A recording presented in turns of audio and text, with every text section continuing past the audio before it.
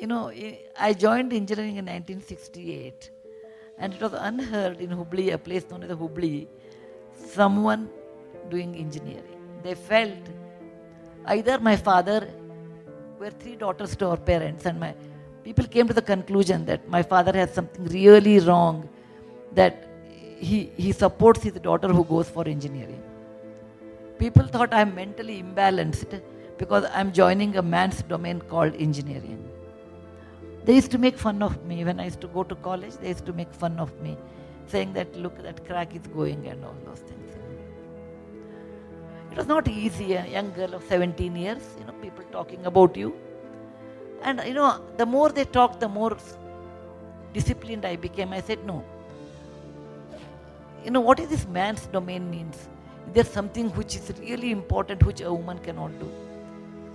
We used to have smithy, carpentry, welding, everything. In those days, engineering means a complete engineering, not only software engineering like today.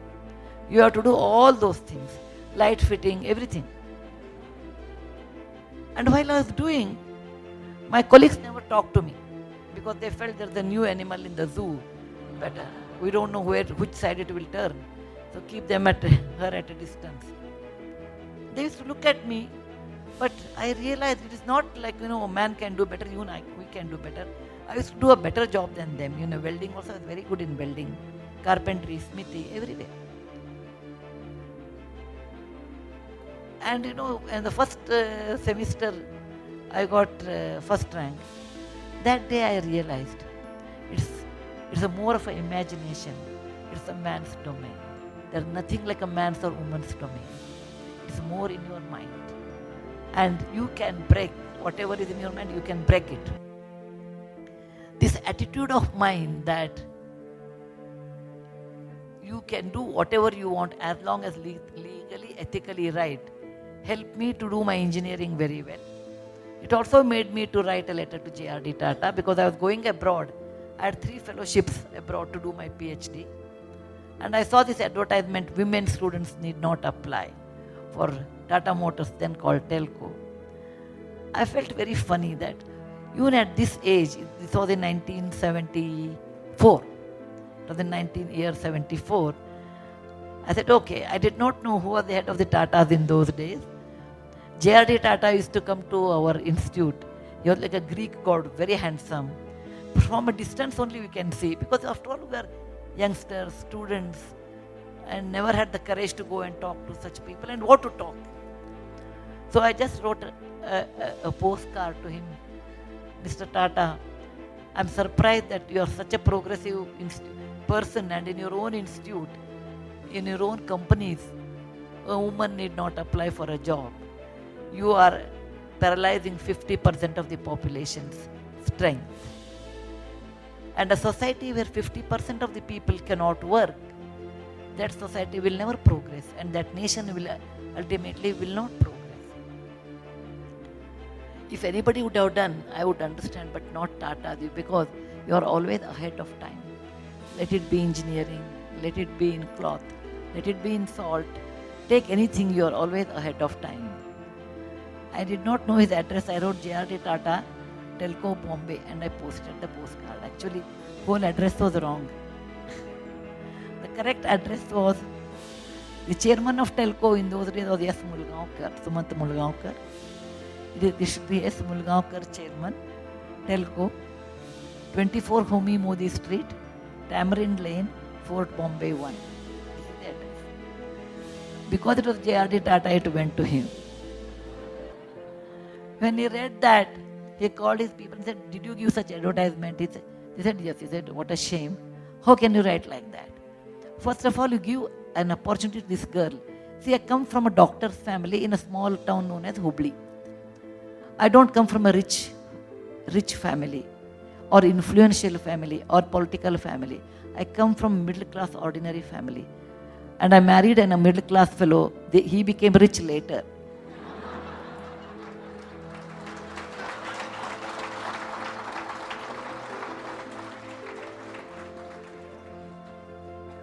So JRD felt sorry because he felt, look at this girl. She is asking a justice, gender equality. And why should we deny?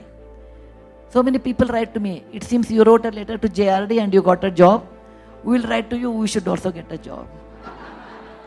I never asked for a job, I asked for justice. How can you discriminate a woman and who is well qualified on the basis of gender? Then I got a telegram. In those days, ladies hostel.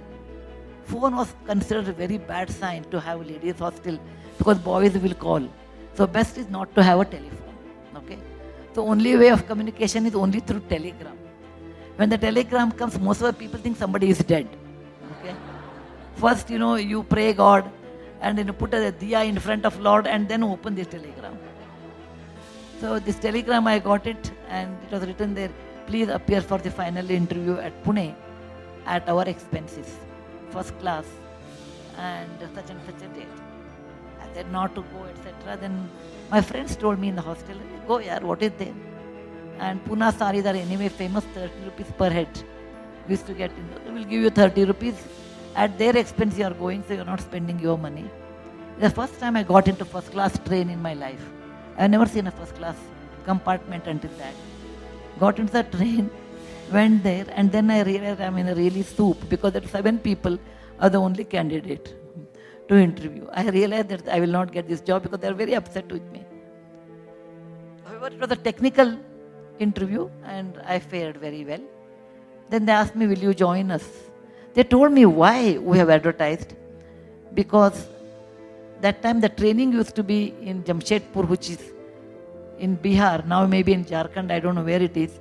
And it was as notorious, Bihar had the same name what it is today, even in those days we had same name. So they said, we will have Bihar training center and there are no ladies toilets. That ladies toilet is always a problem, I think, everywhere. And it used to be in a shift, 6 to 2 or 2 to 8. 2 to 9 actually. So how can you take? Then I told, because I thought I will not take up the job, I was going abroad. I told my interviewer, Dr. Sudha Murty, Huenat Sangh says, my grandfather was the school teacher, no? So he taught me very well history of India. So I told, Huenat Sangh, when he started to come to India in 629 AD, everyone said, don't go to India, it's very difficult to go. Even today it's difficult to go. And he walked from Xi'an to Kannauj. Everyone said, don't go, but he said, in Chinese language there is a proverb, for every 10,000 li journey, there is always first step to start. I quoted that, I said, if you want to improve our country and the society, there is always a first step is, you have to hire a woman. Otherwise the country will not progress. They said, fine, I will give you the job. I did not bother. I went home and told my father, I was very friendly with my father, with a great adventure I did. I thought my father will be very proud of me, but he was very upset with me. He said, first of all, you proved you don't have a brain because you cannot write to a person like JRD a postcard, you have to write in a band lifafa, at least a cover. Second thing he told me, what are you going to do? I said, no, I'm not taking up a job. I'm going abroad. MIT I was about to go to do my PhD. He said, look, if you really believe what you talk, do you believe? I said, of course I believe. He said, do you believe that women have to be unequal with the men in the workforce? I said, yes, I believe in it. Do you feel that the gender difference is not correct? I said, yes, I believe in it. In that case, you have to take up this job. Because you raise the fundamental question that why women are denied and the job is offered to you, you are going abroad, that shows you are selfish. Depending on the circumstances, you change your policies. If you really respect what you talk and what you mean, in that case, you should take up this job, do well and show them, yes, women are capable. Those were the days where we used to listen to our parents.